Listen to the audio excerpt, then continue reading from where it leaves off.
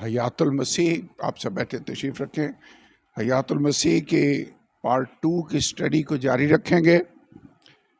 कल हमने lesson number 2 और 3 था जिसको पढ़ा। हमने स्टडी किया कि यीशु मोजज़े दिखाने वाला है, he is a miracle worker.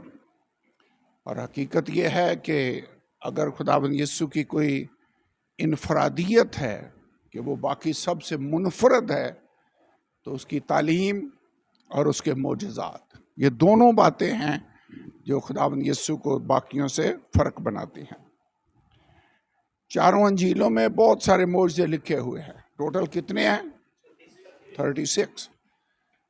लेकिन क्या आपका ख्याल है मसीह ने 36 ही मोजज़े किए या इससे ज़्यादा की है? कैसे? यूहन्ना की अंजील में लिखा है और भी बहुत से काम हैं जो यीशु ने किए, मोजज़े किए, जो इस किताब में लिखे नहीं गए। अगर वो लिखे जाते तो इतने ज़्यादा हैं वो मोजज़े कि हाई पैराबोलिकली वो कहता है कि दुनिया में उन किताबों की गुंजाइश ना होती। फिर हमने देखा कि मसीह की ज़ात ही पूरी मोजज़ा है। खुदा का मुजस्सम होकर दुनिया में आ जाना मोजज़ा है। वैसे तो वो ऐसा पॉसिबल ही नहीं था। कंवारी से पैदा होना मोजज़ा है, मुर्दों में से जी उठना मोजज़ा है, मसीह यीशु का आसमान पर उठाया जाना मोजज़ा है।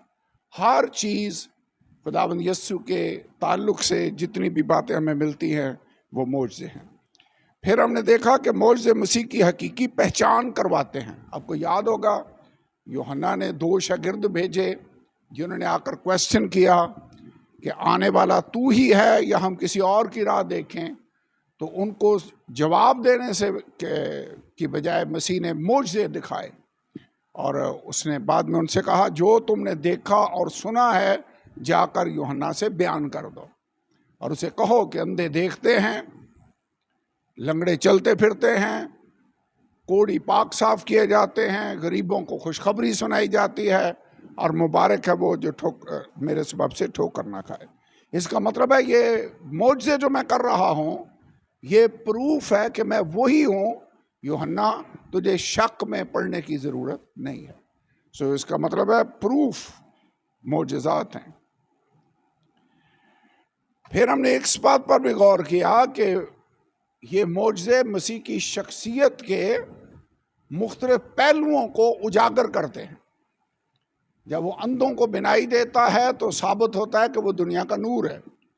जब वो भूखों को खाना खिलाता है तो साबित होता है कि वो ज़िंदगी की रोटी है। जब वो मुर्दों को जिंदा करता है तो पता चलता है, जाहिर होता है कि वो क़यामत और ज़िंदगी है। सो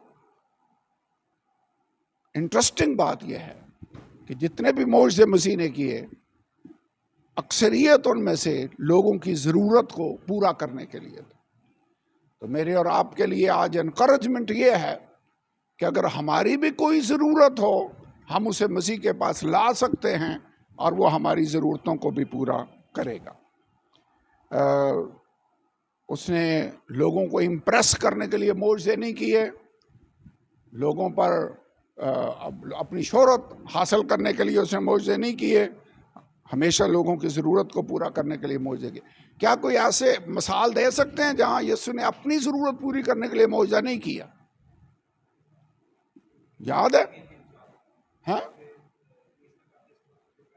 भूखा था, अपनी भूख मिटाने के लिए इब्लीस के सजेशन के बावजूद कि इन पत्थरों से क्या रोटियां बन जाए, मसीह ने रोटियां नहीं बनाई। और उसने 12 तुमन फरिश्तों को नहीं बुलाया। और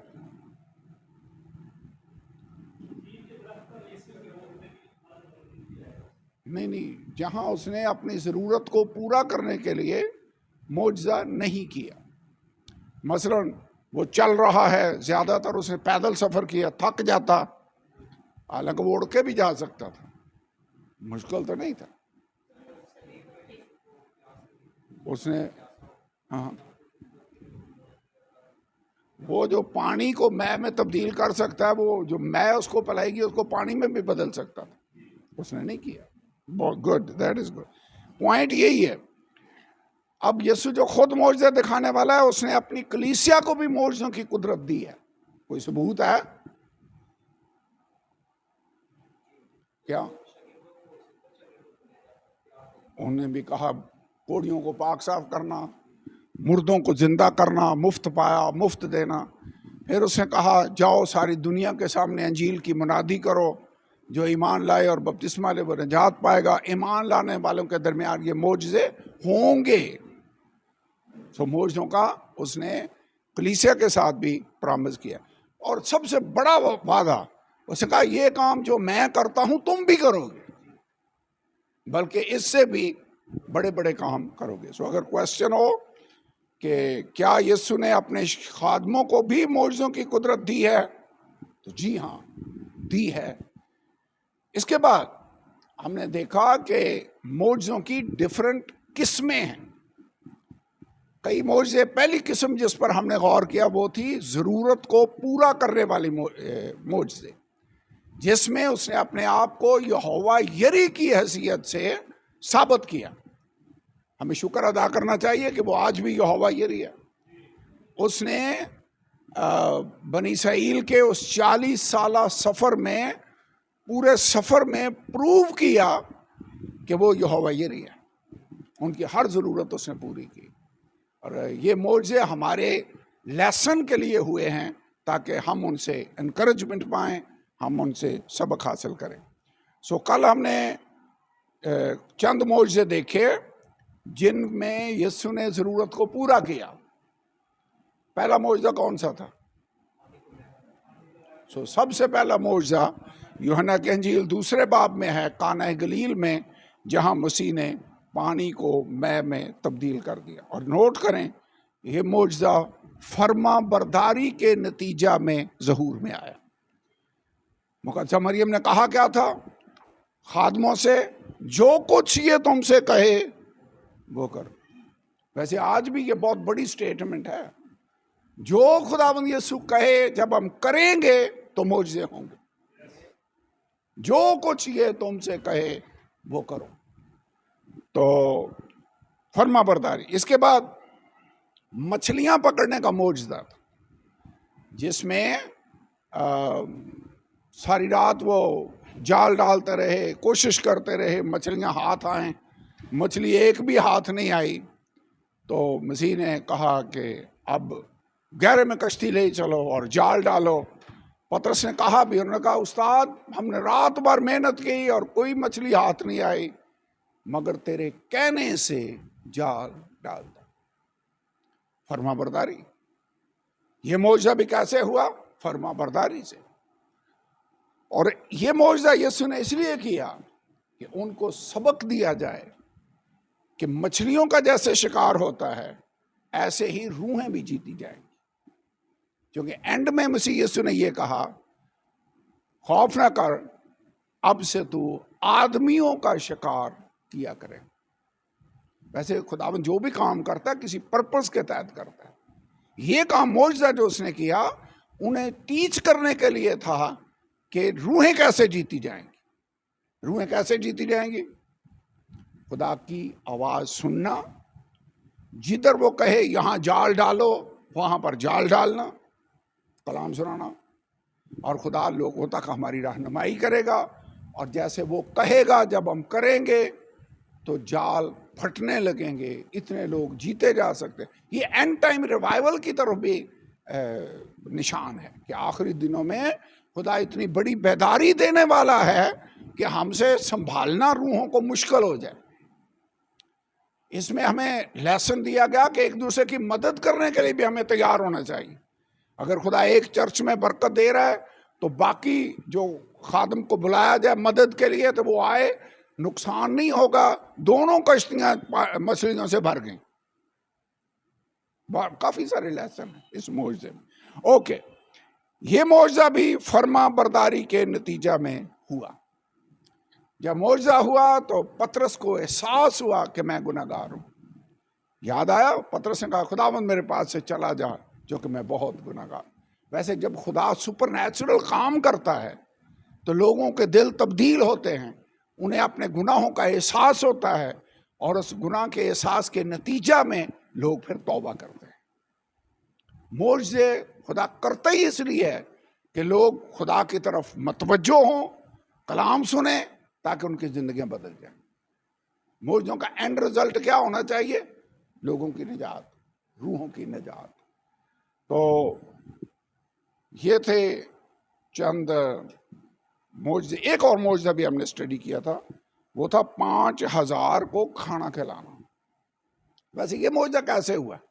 सिचुएशन कैसे थी? बहुत बड़ी भीड़ बियाबान में है, अब इतने लोगों के लिए खाना अरेंज करना बड़ा मुश्किल था। शागिर्द परेशान थे, कैलकुलेशनें हो रही थी कि अगर सबको थोड़ा थोड़ा भी दिया जाए तो इतने 1000 दिनार का खाना लाएं तो फिर ही बात बनेगी। हाँ, 300 दिनार, मेरे ख्याल में 300 भी दिनार का खाना भी, 5000 लोग जब हों, औरतें और बच्चे हों, वो भी थोड़ा है। तो एनीवे, एक ने कहा यहाँ एक बच्चा है जिसके पास 5 रोटियां और 2 मछलियां हैं, लेकिन वो इतने बड़े मजमे में क्या कर सकते हैं। वैसे जब खुदा की बरकत हो तो थोड़ा भी सबकी जरूरतों को पूरा कर सकता है, और उसने ऐसे किया। यीशु के पास लाए, उसने उस पर बरकत दी, बरकत के नतीजा में रोटियां बढ़ती चली। वैसे आप चाहते हैं हमारी जरूरतें पूरी हों, जो है हमारे पास उसे खुदा के हाथों में दें। जब ऐसा करेंगे खुदा उसको मल्टीप्लाई करेगा। अच्छी एग्जाम्पल, खुदा ने हन्ना को सैमुअल दिया, उसने उसे खुदा को दे दिया वापस। खुदा ने उसे इतनी बरकत दी कि उसके 5 बेटे और पैदा हुए। हन्ना के मल्टीप्लाई करता है, बढ़ाता है। जो तेरे पास है उसे खुदावंद के हवाले कर दे। ये ना सोचें कि मैं तो इतना टैलेंटेड नहीं हूँ, इतना काबिल नहीं हूँ, इतना कोई प्रीचर नहीं हूँ, इतनी मेरी पर्सनैलिटी अट्रैक्टिव नहीं है। ये चीज़ें काउंट नहीं करती। असल बात यह है, जो है खुदा के हवाले कर दें, खुदा उसे अपने काम के लिए इस्तेमाल कर सकता है। ये लेसन है। वैसे हर मोर्चे से कोई ना कोई लेसन हमें हासिल अपने लिए करना चाहिए। खुदा जरूरतें पूरी कर सकता है। ये मैं ओके, लेसन नंबर 4 आज के लिए, जो अगला लेसन, ये अभी दोहराई हो रही थी, ठीक है। अब है लेसन नंबर 4, सबक नंबर 4, मोजज़ात रसद। मैंने कल बताया था रसीद नहीं है बल्कि रसद है, ठीक है। प्रोविजन, मिरेकल्स ऑफ प्रोविजन इसको कहा जाता है, जिसमें खुदा प्रोवाइड करता है, जिसको कहा जाता है यहोवा यरी। यहोवा यरी जरूरतें पूरी करता है। इस हवाले में मत्ती 17 बाब उसकी 24 आयत में उसने टैक्स के लिए यीशु ने रकम मुहैया की।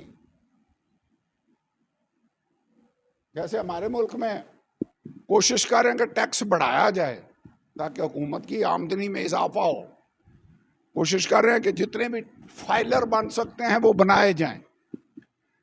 रोमियो की हुकूमत थी, रोमियो ने भी बहुत सारे टैक्स लगाए हुए थे लोगों पर। आपको याद है सुलेमान का बेटा रोहबाम जब बादशाह बना तो लोग उसके पास आए, कहने लगे जो हैवी टैक्स तेरे बाप ने लगाए हुए थे उनको कम कर दे। रोहबाम ने क्या कहा, मैं कम नहीं करूंगा बल्कि उनको ज्यादा करूंगा। लोग खिलाफ हो गए। वैसे हुकूमत टैक्स बढ़ाए तो लोग पे कई दफा रिएक्शन भी देते हैं। यहाँ पर भी ये हुआ, 10 कबीले वहाँ पर बगावत कर गए। उन्होंने कहा हमारा तेरे साथ क्या वास्ता है। तो दाऊद के ख़ानदान के बाद 2 कबीले रहे, 10 कबीले अलग हो गए, इसराइल की ममलकत बन गई और वो यहूदा की ममलकत रही। लेकिन कहना मैं ये चाहता हूँ कि टैक्स जो था वो लगाया जाता, लेकिन यहाँ पर जजिया था जो नीम मिसकाल हर आदमी पे करता, और ये रकम हैकल की मरम्मत के लिए और उसको मेंटेन करने के लिए इस्तेमाल की जाती। ये शरीयत में था, हर आदमी पर फर्ज था कि वो नीम मिसकाल टैक्स मसूल जजिया अदा करे। अब लोगों ने पतरस से क्वेश्चन किया। उन्होंने कहा क्या तेरा उस्ताद नीम मिसकाल देता है? अब मसीह का कोई रिकॉर्ड नहीं कि उसने कहीं टेक्स्ट दिया हो, लेकिन पतरस ने कहा हाँ देता है, वो अमल करता है, वो तो जो रिक्वायरमेंट है उसको पूरा करता है। उसने कहा अच्छा। पतरस बाहर ये बात करके आया, जो अंदर आया तो यीशु ने कहा पतरस जो टैक्स है वो जो घर के बेटे बेटियां होते हैं वो देते हैं या बाहर के जो लोग हैं उन पर लगता है? उन्होंने कहा बाहर तो बेटे तो फिर बरी हुए, यानी हम पर तो फिर यह लागू नहीं होता, लेकिन फिर भी ताकि हम इनके लिए ठोकर का बायस ना बने, जा बांसुरी डाल यानी कुंडी डाल, जो मछली पहले नंबर पर आए उसको जो पकड़ ले उसको अल्लाह उसका मुंह खोलेगा तो उसमें तुझे पूरी मिसकाल मिलेगी। नीम मिसकाल अपने लिए, नीम मिसकाल मेरे लिए, जाकर टैक्स दे। मौजज़ा हो गया। कैसे, क्यों मौजज़ा हुआ? जरूरत पूरी करने के लिए। जरूरत क्या है? टैक्स पे करना है, ये जरूरत है। तो जो खुदा ने उस वक्त उनकी जरूरतें पूरी कर रहा था, अब बिल ज्यादा आ जाए, पैसे ना हो, खुदा हमारी जरूरत भी पूरी करने के लिए मौजज़ा कर सकता है, कर सकता है। ये सारे मौजज़े एक ही टारगेट की तरफ हमें निशानदेही कर रहे हैं कि हमारा खुदा हमारे मांगने से पहले जानता है कि हम किन किन चीज़ों के मोहताज हैं, और वो हमारी ज़रूरत के मुताबिक ही नहीं, अफराद के साथ हमें बरकत देने की कुदरत रखता है, हमें भूखा नहीं मरने दे। दाऊद ने एक बात की, उसने कहा मैं जवान था और अब बूढ़ा हूँ, लेकिन मैंने सादक को बेकस और उसकी औलाद को किया नहीं देखा, टुकड़े मांगते नहीं देखा। इसका मतलब है खुदा उनकी ज़रूरतें पूरी करता है। खुदा वादों में सच्चा है, वो हमारी हर एक एहतियाज, फिलिपियों के खत में लिखा है, पूरी करेगा। एहतियाज का मतलब है ज़रूरत पूरी करेगा। करंथियों के खत में एक आयत पढ़ लेते हैं, मेरे ख्याल में ये हमारी एनकरेजमेंट के लिए आयत है, ज़बरदस्त है।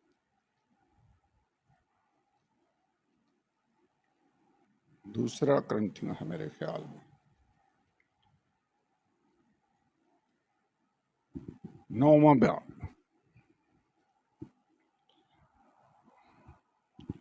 8वीं आयत में लिखा है। यहां पर बात हो रही है खुदा को देने की। 9वें बाब की पहली आयत पढ़ें तो टॉपिक आपको समझ आ जाएगा जो पौलुस डिस्कस कर रहा है। लिखा जो खिदमत मुकद्दसों के वास्ते की जाती है उसकी बाबत, यानी जो खिदमत मुकद्दसों के लिए करते थे उनकी बाबत। वो कहता तुम पहले ही देने के लिए रेडी थे और तुम्हारा शौक था, तुम खुदा के लिए। वैसे बाइबल में लिखा है खुदा खुशी से देने वालों को अजीज रखता है, इसी आयत इसी रेफरेंस में लिखा हुआ है। तो 5वीं आयत में कहता है जो भी देना है वो बख्शिश के तौर पर रहे, जबरदस्ती के तौर पर नहीं। मैंने देखा कई दफा पासबान भी, खादम भी लोगों को इतना प्रेशराइज करते हैं कि लोग मजबूर हो जाते हैं चंदा देने के लिए। वो समझते हैं कुछ ना कुछ देंगे तो गल बढ़नी, ऐसे नहीं। ये फिर बख्शिश के तौर पर नहीं, ज़बरदस्ती के तौर पर लगता है। मतलब 5वीं आयत पहले पढ़ लें, फिर मैं इस पर चंद कमेंट्स करता हूँ। इसलिए मैंने भाइयों से ये दरख्वास्त करना ज़रूर समझा कि वो पहले से तुम्हारे पास जाकर तुम्हारी मौदा बख्शिश को पेशतर से तैयार कर रखे, ताकि वो बख्शिश की तरह तैयार रहे, ना कि ज़बरदस्ती के तौर पर। ये नहीं कि मजबूरन लोग समझे कि नहीं जी अब तो, वैसे बपतिस्मा भी मजबूरन नहीं लेना चाहिए। एक आदमी से किसी ने पूछा जी मुबारक हो जी तू हम बपतिस्मा ले लिया, तो तौबा की थी जे जिंदगी खुदा ने, तो ना नहीं वो भाई जान ही नहीं सी मेरी छड़ता पे, मैं तो इसलिए ले लिया बपतिस्मा, बहन देखो तो जान चढ़ाओ। ये क्या है? जबरदस्ती के बल, मजबूरन।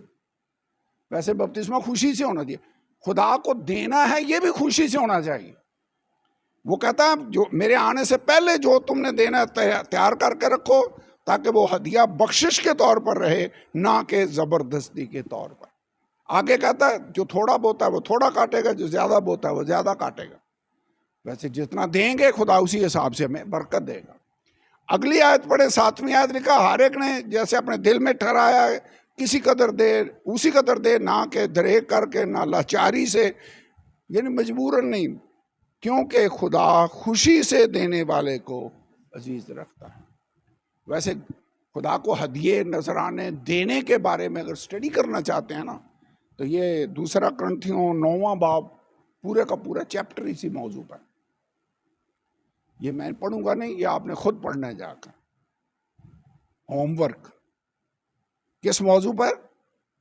खुदा को फाइनेंशियली, माली एतबार से जो भी हम देना चाहते हैं वो किस रवैये से देना चाहिए, यहाँ पर पूरी डिटेल है। ओके जी, अब 8वीं आयत है जिधर मैं आना चाहता था। खुदा तुम पर हर तरह का फजल कसरत से कर सकता है ताकि तुमको हमेशा हर चीज काफी तौर पर मिला करे और हर नेक काम के लिए तुम्हारे पास बहुत कुछ मौजूद रहा करे। खुदा कसरत से फजल कर सकता है, या खुदा की ये मर्जी है कि हम हैंड टू माउथ ही रहें? खुदा तुम पर फजल से, कसरत से फजल कर सकता है ताकि तुमको हर चीज काफी तौर पर मिला करे। काफी का मतलब समझते हैं? Enough, more than enough. फिर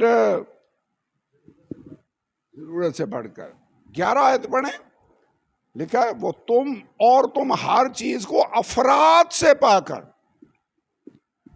अफराद का क्या मतलब होता है? कसरत।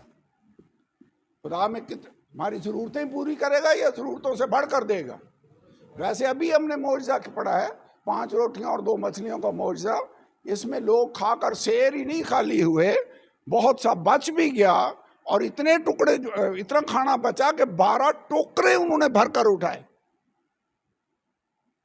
आजकल भी खाना ज्यादा आ जाए, ऑर्डर दे लें, तो फिर हम क्या करते हैं, कहते हैं पार्सल कर दो या पैक कर दो। मुझे लगता है उन्होंने भी पैक किए 12 टोकरे, 12 बॉक्स नहीं, 12 टोकरे भरकर उठाकर लेकर गए। तो खाना जरूरत के मुताबिक था या ज्यादा था?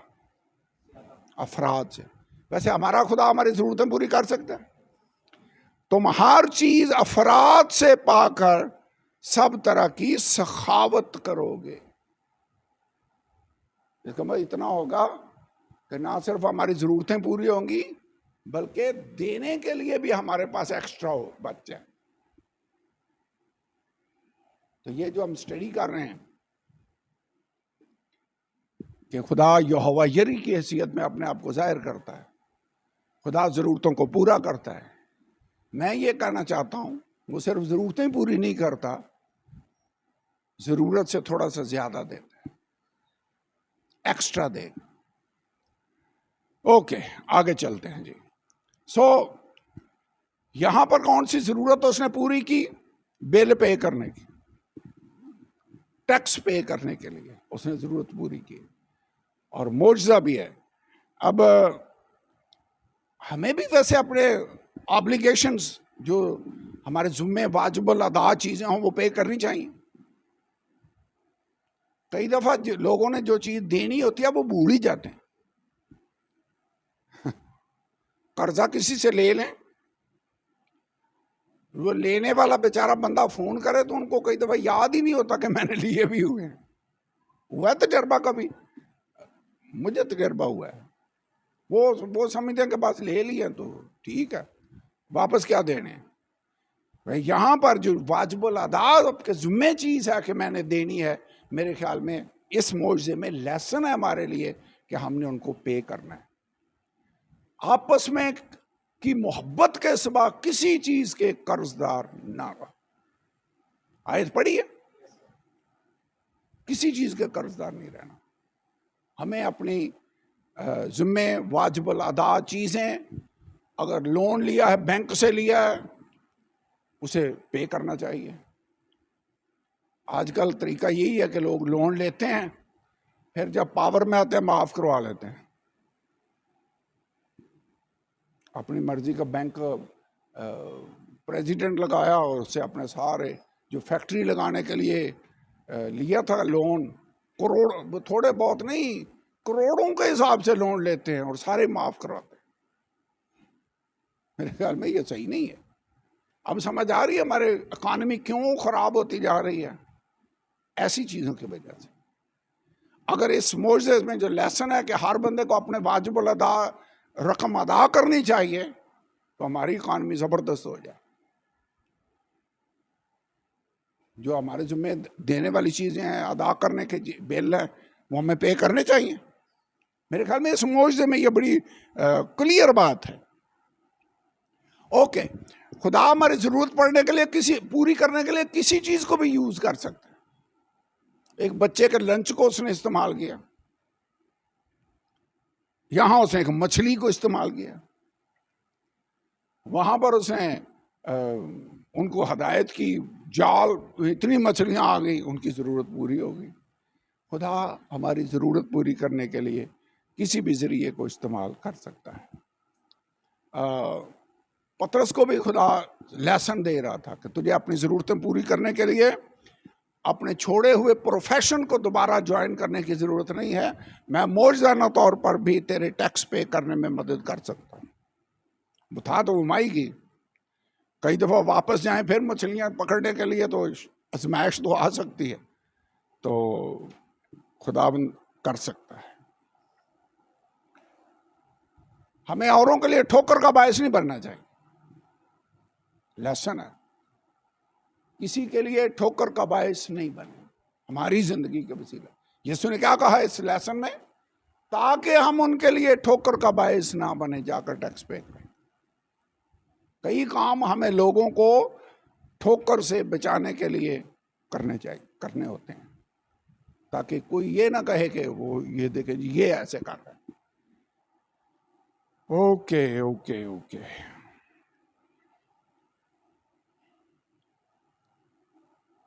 एक और लेसन भी है यहां पर। खुदा सबको जानता है। यीशु आलम गैब का इल्म जानता है। आलम कुल होते हुए उसे पता था कि कौन सी मछली है जिसके मुंह में मिसकाल है। वैसे हर मछली के मुंह में मिसकाल नहीं होती, यीशु को पता था। और वो ये भी जानता था कि ये जब जाकर कुंडी डालेगा, जो पहली मछली आएगी उसके मुंह में मिसकाल होगी। वैसे खुदा सबको जानता है, वो हमारे दिल के ख्यालों को भी जानता है, वो हमारी ख्वाबगाह की छानबीन करता है। यीशु ने कई दफा कहा तुम अपने दिलों में क्यों सोचते हो। वो ये भी जानता है कि कौन सी मछली इस वक्त कहाँ पर है, कौन सी मछली आएगी और कौन सी मछली है जिसके मुंह में मिसकाल। यहां पर लिखा है दाएं में चलते हुए बैल का मुंह ना बांधना, यानी जो खेत में काम कर रहा है वो खेत से खाएगा। तो मछलियां अगर रूहों की एग्जाम्पल हैं, तो चर्च की जरूरियात मछलियों के जरिया से खुदा पूरी करता है। Financial obligation. तो हमें हर लिहाज से अपने चर्च को सपोर्ट भी करना चाहिए, अटेंडेंस के लिहाज से नहीं, मेंबरशिप के लिहाज से नहीं, फाइनेंशियली भी, दुआओं के जरिया से, हर तरह से हमें अपने पासबान और कलीसिया के साथ खड़ा होने की जरूरत है। ठीक है, क्लियर है? ओके, आगे चलते हैं जी। नेक्स्ट मौजज़ा, अभी हमने कौन सा मौजज़ा देखा? मसूल की रकम खुदा ने मुहैया की। हवाला कौन सा था? मत्ती 17 बाब था, 17 बाब 24 आयत से 27 आयत तक।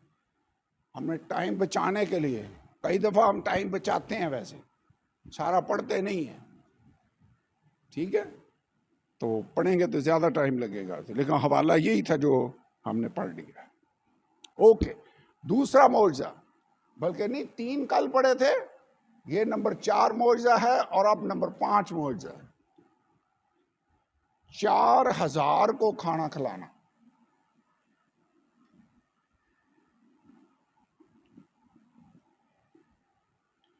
यहां पर भी ये वैसा ही मौजज़ा है जैसे 5000 को खाना खिलाया। अब दोनों मौजज़ों में फर्क देख लें।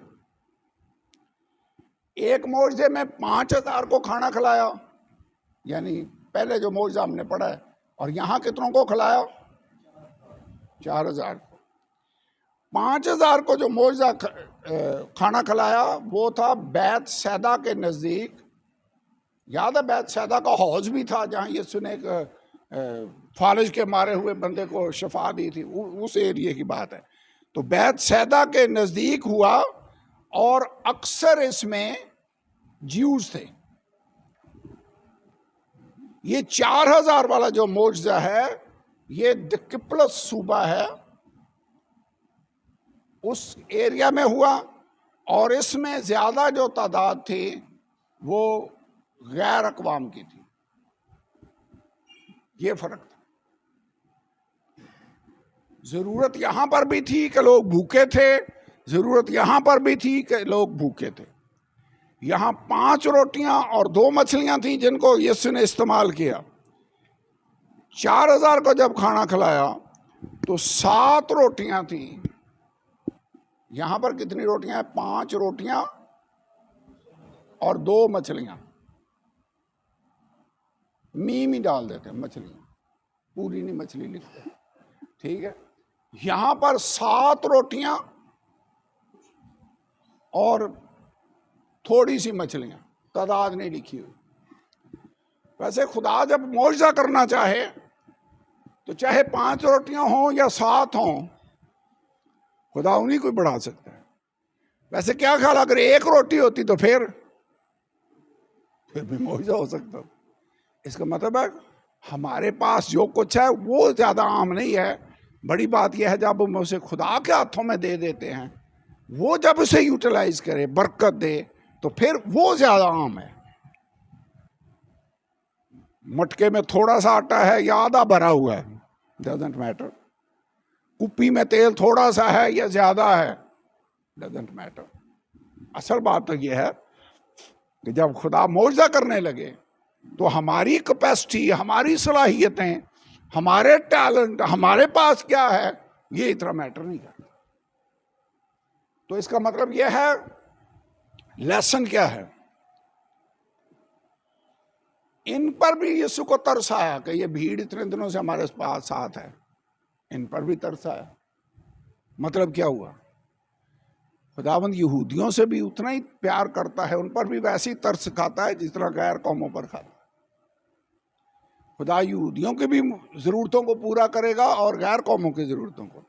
हमारे लिए भी खुदा वैसा ही तरस रखता है। ये ना समझे कि ये तो उनके लिए काम हुआ, हमारे लिए नहीं। यहाँ खुदावंद साबित कर रहा है कि ये तुम्हारे लिए भी है। और बड़ी बात, मैंने कल भी ये बात कही थी, कई मोर्जे हैं जो खुदा ने रिपीट किए, and this is one of those। जो मछलियां पकड़ने वाला मोर्चा वो भी यीशु ने रिपीट किया। अभी हम उधर भी जाने लगे, यहां भी यीशु ने रिपीट किया। तो रिपीट करने का मतलब क्या है? जब खुदा किसी भी बात को रिपीट करता है तो इसका मतलब वो बड़ी खुसूसी नोटिसेबल है, अहमियत की हामिल है। मसलन उसने कहा मैं तुमसे सच सच कहता हूं। वैसे तो वो हर बात कहता ही सच था, लेकिन जब वो कहे मैं तो इसे सच कहता हूं, और फिर जब कहे मैं तो इसे सच सच कहता हूं, तो इसका क्या मतलब है? कि ये जोर दे रहा है। इसका मतलब ये एब्सोल्युटली ट्रूथ है। जब वो रिपीट करता है किसी मोर्जे को, तो मेरे ख्याल में इसका मतलब यह है, वो ये जाहिर कर रहा है कि मैं तुमसे मोहब्बत रखता हूं, और अगर मैं इस मोर्जे को इनके लिए रिपीट कर सकता हूं, तो खुदा हमारे लिए 2024 में भी ऐसे मोर्जे रिपीट कर सकता है। उसने वैसे कहा है, उसने कहा ये काम जो मैं करता हूं, मोर्जे करता हूं, तुम भी करोगे। ये रेपिटेशन है। रेपिटेशन पता है कोई उस्ताद कब करता है? यीशु उस्ताद था, वो रब्बी था, उस्तादों का उस्ताद था। रेपिटेशन पता है कब करता है उस्ताद? जब सबक याद करवाना हो। क्यों जी? ऐसे ही है। ये अभी मैंने पिछला लेसन सारे दोनों रिव्यू किए हैं। क्यों किए हैं? ताकि आपकी मेमोरी रिफ्रेश हो जाए और आपको याद रहे, और रिजल्ट ये निकलेगा, ये आपको भूलेगा नहीं। खुदावंद यीशु भी मौजज़े रिपीट कर रहा है।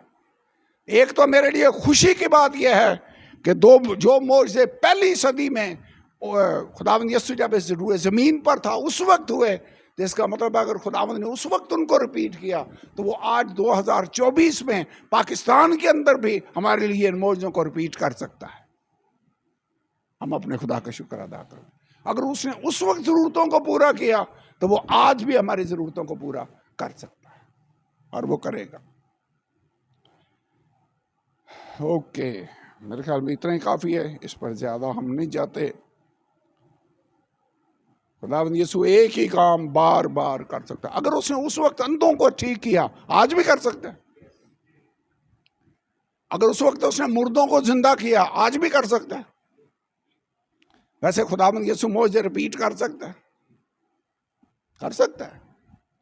तो हर मौजज़े के, अब इतना टाइम नहीं कि मैं 36 के 36 मौजज़े आपको दोहरा कर बताऊं कि वो ये भी कर सकता है, ये भी कर सकता है। बाकी फिल इन द ब्लैंक आप खुद कर सकते हैं। ठीक है, मैं इतनी बात ही कहना चाहता हूं, खुदावंद यीशु मौजज़े रिपीट करता है और सबकी जरूरतों को पूरा करता है। अगला मौजज़ा, मौजज़ा नंबर 6। ये 6 मौजज़े किस बात के लिए हैं? जरूरत पूरी करने के मौजज़े, मौजज़ाते रसद, मछलियों का गौल, बल्कि मछलियों का दूसरा गौल। ये मौजज़ा भी रिपीट हुआ यहां पर यूहन्ना 21वां बाब, यहां पर यह मौजज़ा है 3री आयत में से लेकर 19वीं आयत तक। पहला जो मौजज़ा हमने पढ़ा था वो था लूका की इंजील, उसके 5 बाब में। वो मौजज़ा मसीह की खिदमत के इब्तदाई अय्याम में हुआ। उसके बाद ही तो पतरस सब को छोड़कर यीशु के पीछे हो लिया। याद आया? तो ये मौजज़ा मसीह के मुर्दों में से जिंदा होने के बाद हुआ। यहां पर भी वो डिस्करेज थे। मसीह मसलूब हो गया है, उसे दफन किया गया, बाद में वो जिंदा हुआ। और इस चैप्टर के शुरू में पतरस कहता है मैं मछली के शिकार को जा रहा हूं, going back to the old profession. फिर मछलियां पकड़ते। ये 3.5 साल तो ऐसे लगता है ज़ाया ही हो गए। जिसके पीछे हम चले थे वो तो मसलूब हो गया, वो तो जिंदा तो होकर उन्हें नजर भी आया। लेकिन अब एक ने कहा ना मैं जाता हूं शिकार को, बाकी भी चल पड़े साथ। बाकी 1-2 ने कहा हम भी चलते हैं। पढ़ लेते हैं यूहन्ना की इंजील 21वां बाब, पहली 2-3 आयतें पढ़ ले। सारा मौजज़ा नहीं पढ़ना वरना सारा टाइम इधर ही लग जाएगा। इन बातों के बाद यीशु ने फिर अपने आप को तिब्रियास की झील के किनारे शागिर्दों पर जाहिर किया। पहला मौजज़ा किस झील पर था? गलील की झील पर। याद है? या गैनसरत की झील थी? कौन सी झील थी? वो दूसरी झील थी, ये वाली नहीं थी। ये तिब्रियास की झील है। इस तरह जाहिर किया कि शमौन पतरस और तूमा जो तवाम कहलाता है, नतनेल जो काना गलील का था, जब्दी के बेटे उसके शागिर्दों में से 2 और शख्स जमा थे। सारे बैठे हुए हैं, शागिर्द हैं। 3री आयत में शमौन पतरस ने उनसे कहा मैं मछली के शिकार को जाता हूं। उन्होंने उससे कहा हम भी तेरे साथ चलते हैं। दोस्त बैठे हों तो ऐसे ही होता है। एक कहता है मैं ये काम करने लगा हूं, बाकी कहते हैं अच्छा चलो हम भी चलते हैं तेरे साथ। बाकियों ने कहा हम भी तेरे साथ चलते हैं। तो ये सारे शागिर्द इकट्ठे होकर मछली के शिकार को गए। वो निकलकर कश्ती में सवार हुए, मगर उस रात कुछ ना पकड़ा। जो पहले मौजज़ा पड़ा था उसमें भी ऐसे ही हुआ। सारी रात लगे रहे, कोई मछली हाथ नहीं है। यहां पर लिखा हुआ है उन्होंने उससे कहा हम भी तेरे साथ चलते हैं। वो निकलकर कश्ती पर सवार हुए, मगर उस रात कुछ ना पकड़ा। सुबह होते ही यीशु किनारे पर आ खड़ा हुआ, मगर शागिर्दों ने ना पहचाना कि ये यीशु है। उसने उनसे कहा बच्चों तुम्हारे पास कुछ खाने को है? मेरे ख्याल में ये उन्हें रियलाइज करवाने के लिए था कि तुम खाली हाथ हो। सारी रात तुमने कोशिश कर ली है, अभी तुम्हारे पास खाने के लिए भी कुछ नहीं है। घर तो ले जाना अगला स्टेप होगा, तुम्हारे पास खाने के लिए कुछ है? उन्होंने जवाब दिया नहीं। उसने उनसे कहा कश्ती की दाहिनी तरफ जाल डालो तो पकड़ोगे। बस उन्होंने डाला और मछली कसरत के सबब से फिर खींच ना सके। जाल डाला तो वो मछलियों की कसरत, यानी इतनी मछलियां आ गई। वैसे खुदा कसरत की बरकत दे सकता है कि जाल खींचना मुश्किल हो गया। और यहां तो तादाद भी लिखी हुई, क्या लिखा है?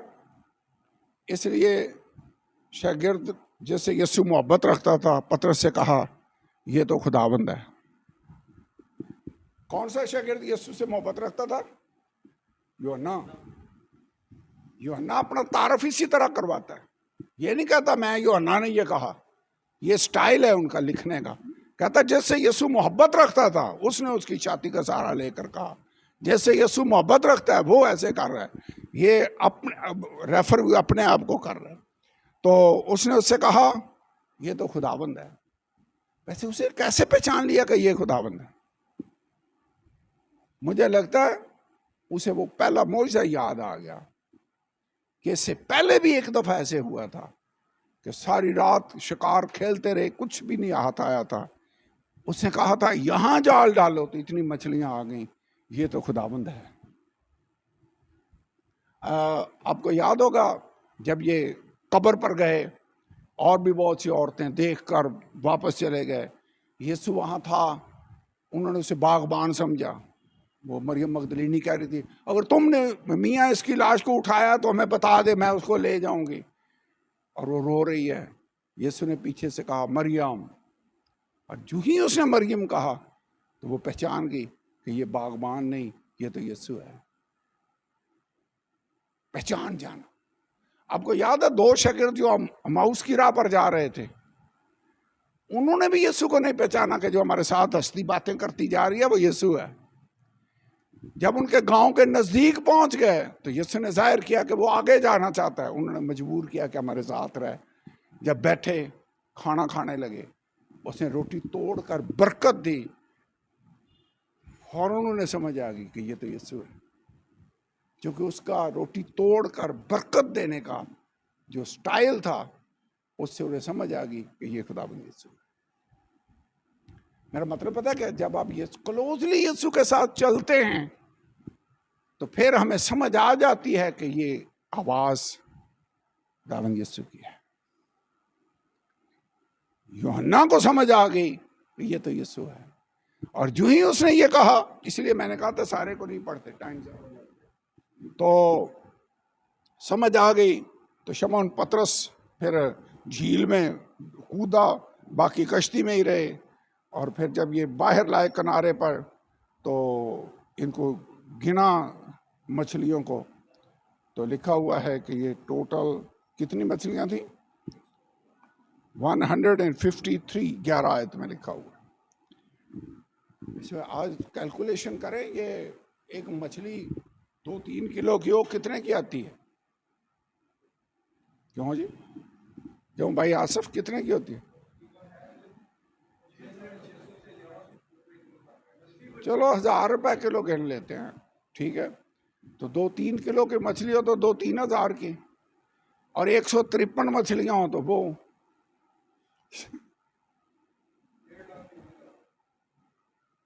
देखें। और खुदा जब बरकत दे तो ऐसी बरकत है कि वो उनसे जाल खींचा नहीं जा रहा, इतनी मछलियां खुदा दे सकता। दूसरा इसमें एक लेसन ये भी है कि अपनी मछलियों को या रूहों को, भेड़ों को गिनना भी चाहिए। अच्छा चरवाहा जो है वो भेड़ों को गिनता भी है, काउंट भी करता है। कई लोग सोचते हैं काउंटिंग नहीं करनी चाहिए कि इतने लोगों ने बपतिस्मे ले लिए हैं, इतने लोगों ने पाक रूप आया है, इतने हमारे चर्च के मेंबर्स हैं। मेरे ख्याल में काउंटिंग यहाँ नजर आता है कि काउंटिंग होनी चाहिए, हिसाब किताब रखना चाहिए। कितनी मछलियां आई हैं? 153। ये जरूरत है, उनके पास कुछ भी नहीं था, खुदावंद ने उनकी जरूरत को पूरा किया। खुदावंद ने उनकी मायूसी और कुछ हाथ ना आया इस बात का इलाज किया। वैसे हम भी अगर मायूस हों, खुदा हमें एनकरेज करेगा? एलिया मायूस था, खुदा मुदा तो बस उठा ले। खुदा ने उसको छोड़ दिया या उसको एनकरेज किया? उसे फरिश्ता भेजा, उसने रोटी और पानी उसको खिलाया, खाकर फिर सो गया, फिर उसको रोटी और पानी खिलाया और कहा अब इस कुव्वत से, खाने की कुव्वत से चल, क्योंकि ये सफ़र तेरे लिए बहुत बड़ा है। और उसे एक टाइम का खाना 40 दिन वो सफ़र करता रहा, सफिशिएंट था। खुदा हमें जब हम डिस्करेज होंगे हमारी मदद करेगा, हमारी ज़रूरतों को पूरा करेगा और फिर फर्मा बरदारी, ये मौजज़ा भी फर्मा बरदारी के नतीजे में हो। उसने कहा था किधर जाल डालो, कश्ती के दाहिनी तरफ। अगर वो बाईं तरफ डालते फिर मौजज़ा नहीं होना। फर्मा बरदारी एग्जैक्ट वैसे करनी चाहिए जैसे खुदावंद खुदा चाहता है कि हम फर्मा बरदारी करें। तो ये क्या है? तीनों मौजज़े मिरेकल्स ऑफ प्रोविजन है। पहले हमने कौन से मौजज़े पढ़े? काना गलील में पानी को मैह में तब्दील करके उनकी ज़रूरत को पूरा किया। नंबर 2 हमने 5000 को खाना खिलाया, इसको देखा है। नंबर 3 कौन सा मौजज़ा था? मछलियां पकड़ने वाला मौजज़ा। और नंबर 4 मसूल की रकम मुहैया की। नंबर 5 था 4000 को खाना खिलाया। और नंबर 6 था मछलियों का फिर दूसरा शिकार जिसमें 153 मछलियां। पहले मौजज़े में तादाद नहीं लिखी, उसमें दोनों कश्तियां भर गई। सो खुदा में लामहदूद बरकतें भी दे सकता है। इब्राहिम को उसने कहा ना, अगर सितारों को तू गिन सकता तो तेरी औलाद भी गिन ली जाएगी बेशुमार। ओके,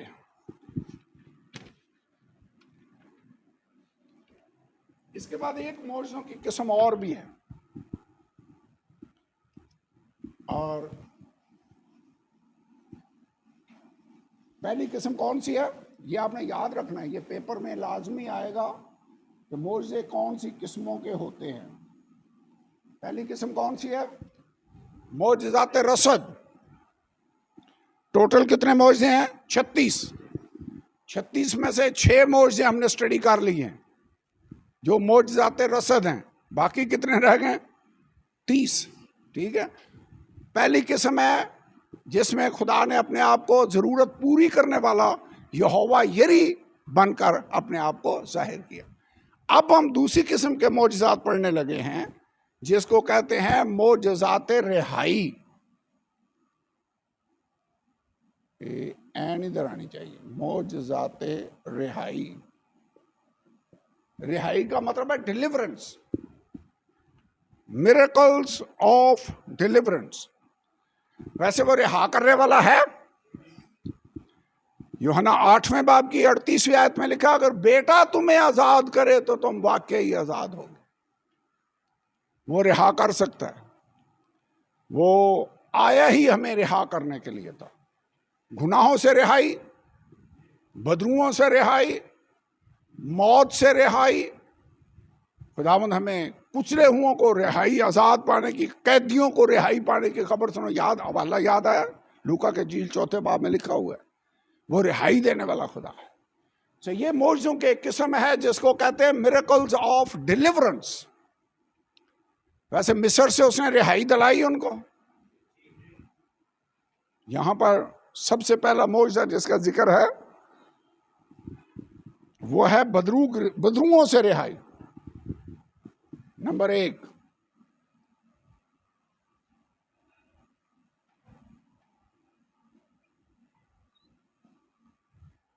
मरकस पहला बाब 21 आयत से 28 आयत।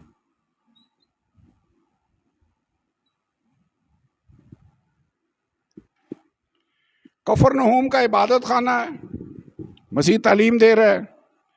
वहां पर एक बदरू गिरफ्तार शख्स बैठा हुआ था और बदरू ने उसके वसीला से बोलना शुरू कर दिया। इबादत खाने के अंदर बदरू गिरफ्तार क्यों जी? चर्च में बदरू गिरफ्तार आ सकते हैं? यहां बैठा हुआ था। इबादत खाने के अंदर बदरू गिरफ्तार शख्स बैठा हुआ है और बदरू यीशु को पहचान गई। पढ़े इस आयत को, पढ़ ले। उसे कहा हमें तो इससे क्या काम, क्या तू इसलिए आया कि हमें हलाक करे? मैं तुझे जानता हूं कि तू कौन है, तू खुदा का कद्दूस है। बदरुएं यीशु को पहचानती हैं, बदरुएं यीशु के खादमों को भी पहचानती हैं, यीशु को भी पहचानती हैं, और जिस बंदे के अंदर यीशु होगा उसको भी पहचानती हैं। आपको याद है, ये पता मैं बात क्यों कर रहा हूं, आपको याद है सिकवा काहन के बेटे थे, एक बंदे में बदरू थी, उन्होंने कहा मैं तुझे उस यीशु के नाम में हुक्म देता हूं जिसकी मुनादी पलूस रसूल करता है, निकल जा। और उसने कहा यीशु को भी मैं जानती हूं और पलूस को भी जान, तू कौन है? इसका मतलब है अबलीस आपको जानता है, क्योंकि आप उसकी बादशाही से रूहों को निकाल कर खुदा की बादशाही में ला रहे हैं, तो वो जानता तो आपको फिर होगा कि ये है जो मेरा काम खराब कर रहा है, ये बंदा मेरी बादशाही के लिए खतरा है। तो बदरुएं यीशु को पहचानती हैं, उन्होंने कहा तू कौन है? हम जानते हैं कि तू खुदा का कद्दूस है। वैसे हमें लोगों की निस्बत मशहूरी हासिल करने के लिए कि पॉपुलर हों, मेरे ख्याल में हमें अबलीस की नज़रों में अबलीस को समझ आए कि ये बंदा मेरे लिए खतरा है, ये ज़्यादा अच्छा है। That is we should be more known by the devil.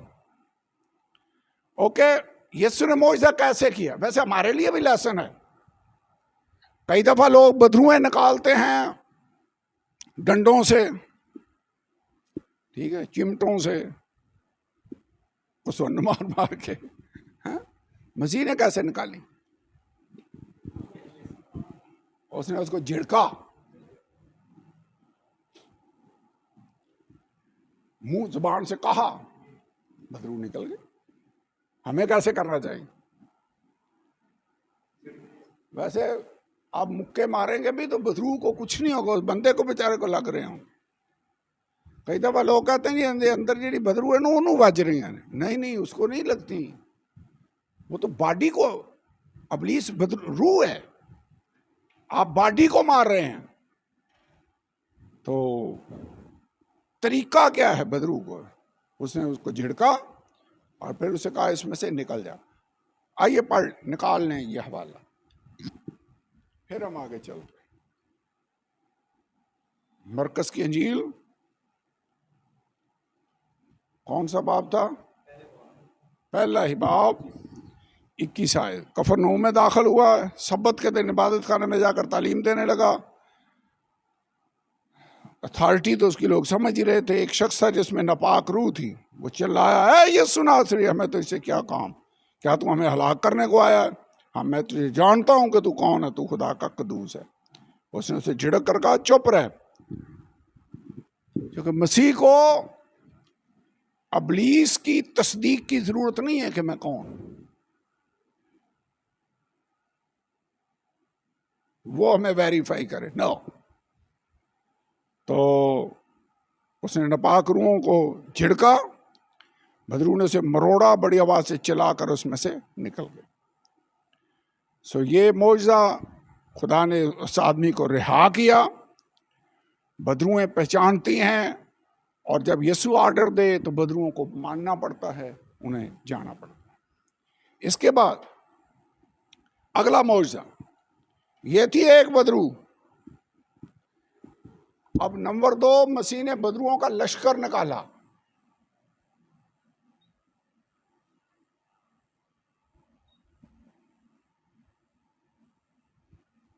वैसे यीशु की पावर है, उसके लिए एक बदरू निकालना या सारे लश्कर को निकालना मुश्किल है कोई? उसके लिए तो एक ही बराबर है, इसमें से निकल जा, बस, दैट्स इट।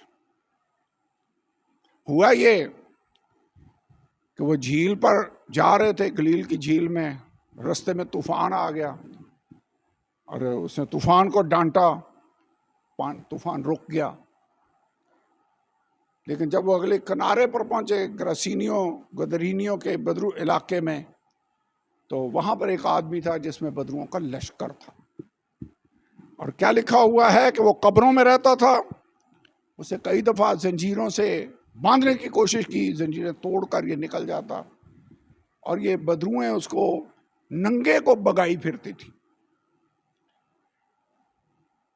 ओके, उसने जब ये कहा ना इसमें लश्कर है, तो लश्कर का मतलब लीजन। लीजन रोमी फौज में 6000 सिपाहियों के लश्कर को, ग्रुप को लश्कर लीजन कहा जाता है।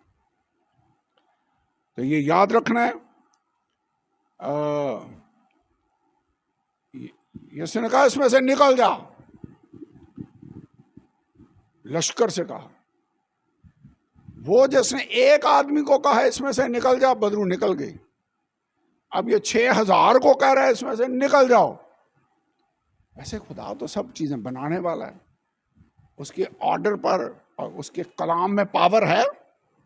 जिसके कलाम से चीजें बनी है, उसने ऑर्डर दिया 6000 को जाना पड़े।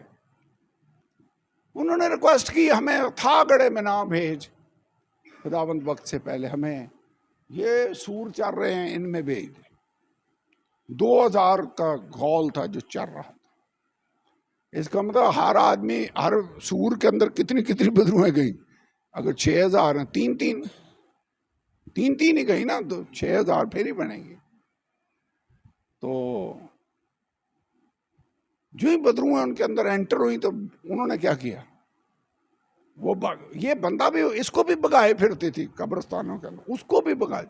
मैं सोचता हूँ ये जो चैन से नहीं बैठते, पता नहीं इनमें भी कोई मसला है, जिनकी जिंदगी में सुकून ही नहीं। कई लोग वाकई वैसे एक जगह पर 5 मिनट से ज्यादा बैठ नहीं सकते बेचारे, पता नहीं मेंटली उन्हें कोई मसला है या व्हाटएवर।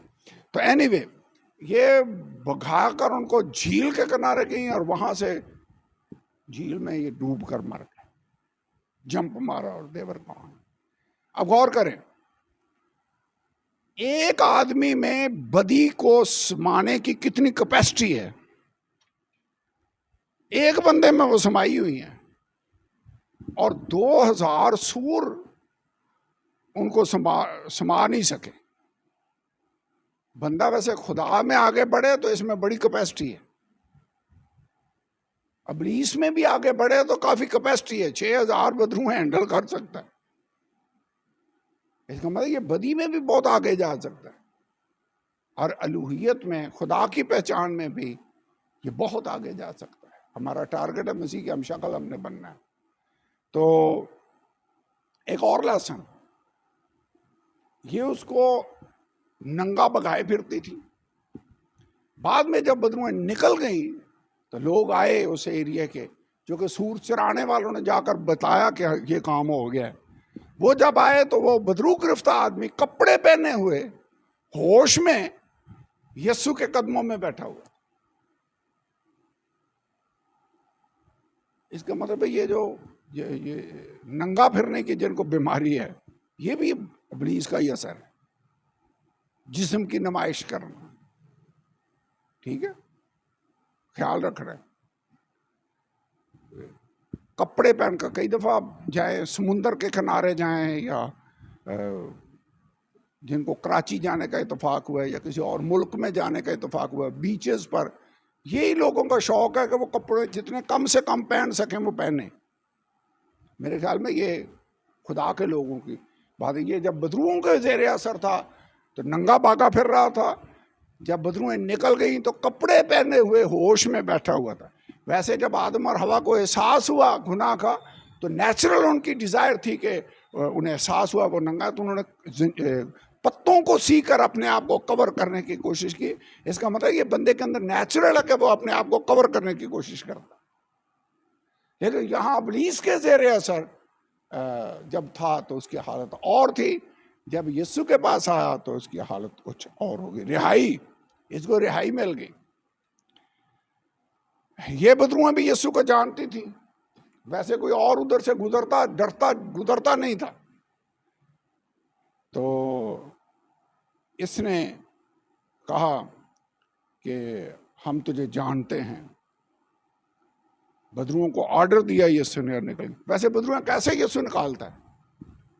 डंडों से, थप्पड़ों से, हुक्म देता। वेल हमें भी ऐसे करना चाहिए, that is the way. Okay, अगला मौजूद है, 2 बदरू गिरफ्तार लोग आते हैं और रिहाई पाते हैं।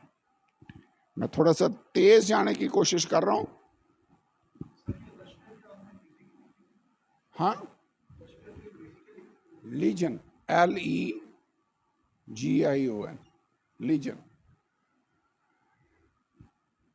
LEGON है या ION है, ऐसे ही है। ओके, ये हवाला है मत्ती 9 बाब 27 आयत। ये हैं 2 बदरू गिरफ्तार।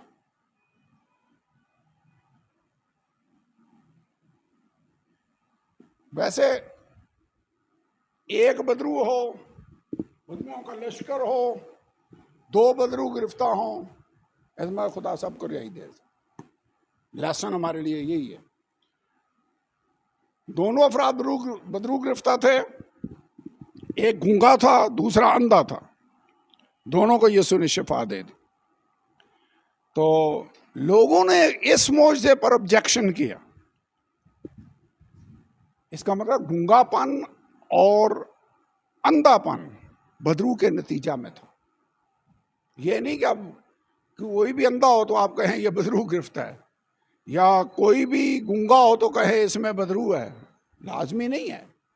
इस सिचुएशन में एक अंधा भी था, एक गूंगा भी था, दोनों में बदरू थी। जब बदरू निकल गई तो अंधा जो था वो देखने लगा और गूंगा बोलने लगा। लोगों ने कहा ये बदरुओं के सरदार बालजबूल की मदद से बदरुओं को निकालता है। यीशु ने एक स्टेटमेंट दी, उसने कहा शैतान ही ने शैतान को निकाला तो वो आप अपना मुखालिफ हो गया, तो फिर उसकी बादशाही क्यों कर कायम रहे। इसका मतलब मैं बदरुओं के सरदार की मदद से इनको नहीं निकालता, मैं तो खुदा की पावर से निकालता हूँ। लेकिन अगर मैं खुदा के रूह की मदद से इनको निकालता हूँ तो खुदा की बादशाही तुम्हारे पास आ पहुंची। एक क्वेश्चन, कई दफ़ा खबरें मिलती हैं कि फलां दरबार पर लोग गए, फलां जगह पर गए, उसकी वो अंधा था ठीक हो गया, गूंगा ठीक हो गया। वो फिर कैसे ठीक हो जाता? कई दफ़ा मौजज़े अबलीस भी करता है, होते हैं। लेकिन मुझे ये जो खुदाबंद यीशु की स्टेटमेंट है कि शैतान ने शैतान को निकाला तो उसके बाद ये कायम नहीं रहेगी, इसका मतलब बदरुएं शैतान नहीं निकालता, करता ये है। एक दफ़ा ऐसा इंडिया में मेरे ख्याल में वाक़या ऐसा हुआ कि किसी जगह पर वो उसे लेकर गए, वो अंधा था, उसकी आंखें ठीक हो गई लेकिन उसे सुनना बंद हो गया। पहले सुनाई सही देता था। मुझे लगता है अंधी बदरू निकाली और गूंगी उसमें बैरी डाल दी, निकालते नहीं। कई दफ़ा बदरुएं वैसे ट्रांसफ़र कर लेते हैं कि एक निकालो दूसरी डाल दो, लोग टोटल रिहाई नहीं पाते। उस रिहाई में और यीशु की रिहाई में फ़र्क ये है कि अगर बेटा तुम्हें आज़ाद करे तो तुम वाकई आज़ाद हो। वो पार्शियल रिहाई शायद आपको दे दें कि इधर से रिहाई दे दो दूसरे में पकड़ लो, तो शैतान को निकालेगा नहीं। इसलिए हमें रिहाई पाने के लिए यहाँ भी लोग मशवरे देते हैं कि इसमें बदरू है, फलां जगह जाओ ठीक हो जाओगे, फलां जगह जाओ ठीक हो जाओगे। ठीक कोई नहीं होना, बदरुएं शायद बदल जाएं। ओके, इसके बाद आखिरी मौजज़ा नंबर 4। ये कौन से मौजज़े हम स्टडी कर रहे हैं? रिहाई। अभी तक हमने देखा है बदरुओं से रिहाई। यीशु वैसे बीमारियों से भी रिहाई देता है, मौत से भी रिहाई देता है, उसने बदरुओं पर भी अपने इख्तियार को साबित किया। मत्ती 17 बाब, यह है बदरू गिरफ्तार लड़का। मत्ती 17 बाब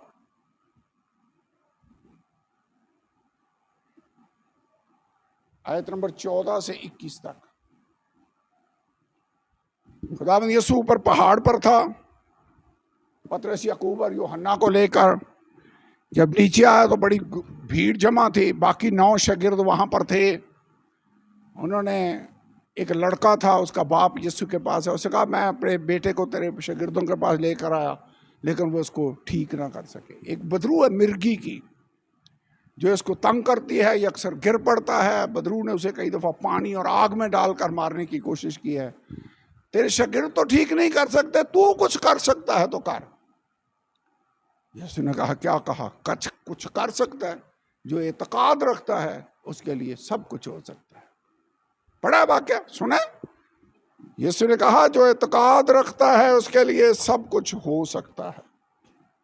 यीशु ने उनकी शागिर्दों को उनकी बेअतकादी के सबब से झिड़का, क्योंकि उन्होंने कहा हम इसको क्यों ना निकाल सके। यीशु ने कहा बेअतकाद और कजरू कौम, मैं कब तक तुम्हारे साथ रहूंगा, कब तक तुम्हारी बर्दाश्त करूँ। उनको झिड़का कि तुमने ईमान क्यों नहीं रखा। और बाद में उन्होंने कहा कि तूने ऑर्डर दिया तो वो निकल गई बदरू, हम क्यों ना निकाल सके। यीशु ने कहा अपने ईमान की कमी के सबब से, लेकिन ये किस्म दुआ और रोजे के बगैर नहीं निकलती। इसका मतलब हमारे लिए लेसन ये है कि अगर ऐसा मामला आ गया है, बदरू नहीं निकली, तो ईमान के लिए दुआ करने की ज़रूरत है और दुआ और रोज़े में मज़ीद ठहरने की ज़रूरत है। यहाँ इस हवाले से ये साबित होता है। और खुदावंद यीशु ने उसको ठीक कर दिया। इससे हम सीखते यही हैं कि बदरूह निकालने वाले के लिए ईमान, दुआ और रोज़े की ज़रूरत है, क्योंकि ये हथियार है जो खुदा ने हमें दिया है। खुदावंद यीशु रिहाई दे सकता है, ज़रूरतें पूरी कर सकता है, ये याद रखना। आइए खड़े हों, दुआ करें, खुदा की हजूरी में झुकें और दुआ करें। हालेलुया।